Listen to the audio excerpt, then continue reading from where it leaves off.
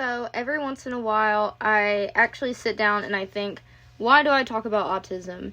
And it's not all the time that I think about it. It's not like a regretful, God, why do I talk about autism? But it's really more so for the benefit of others that I feel like I should talk about it, and why I try to talk about it as often as I can. Number one reason is because I'm autistic.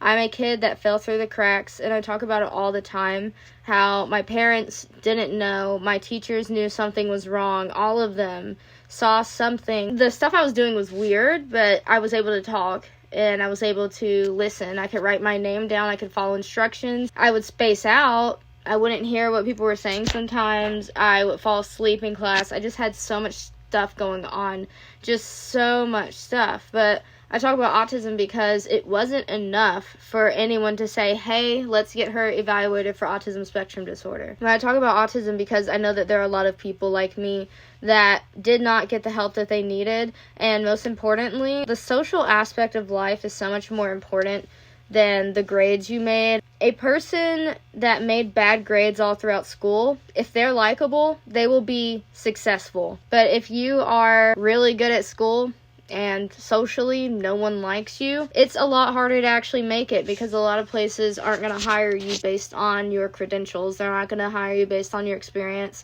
and people aren't going to let you do internships and have really, really good jobs if they don't like you. That's why I talk about autism, because being autistic has real life impacts. And because I was able to get away with certain things because of how I look, or because of how I speak, these things that make people have more leniency with me. There are so many autistic people that do not get leniency, do not get a chance to explain themselves or to tell someone that they're autistic. That's why I'm autistic, that's why I don't understand this. And people actually take them seriously or actually care. And that's why I talk about autism. I don't talk about autism just for myself. I don't talk about just my experiences. That's why I talk about autism, because people see it as one thing when it's really not, and it manifests differently in everybody. I can't speak for the rest of the autistic community. Not every autistic person's gonna be like me. Not every black autistic woman's gonna be like me. Some autistic people are far less expressive. They don't even have a bubbly side. I have a bubbly side. Is your family supportive? All of that's going to affect if you mask, how you mask, your ability to mask. Also, how well you're able to pick up on other people's cues, social cues. Helps you train your brain and your body for how to mask. So autism is so complex. It's so much more complex than what they're saying is in your brain. Oh, let's study the brain. Just talk to an autistic person and you will see that, hey, I've got it wrong.